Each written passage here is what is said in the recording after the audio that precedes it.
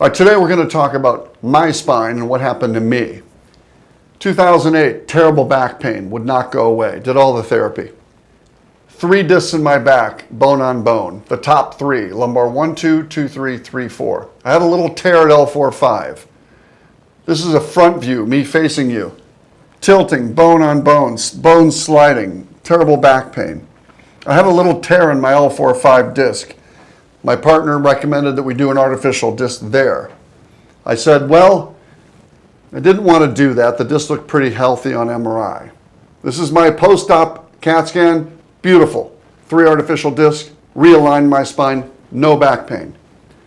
Now, 8 years later, L4-5 totally degenerated, bone on bone, and my back pain's coming back. So now I have to have a plan for this. I don't want a fusion like most of you out there, but I have an idea. We'll talk about that another time. Thanks.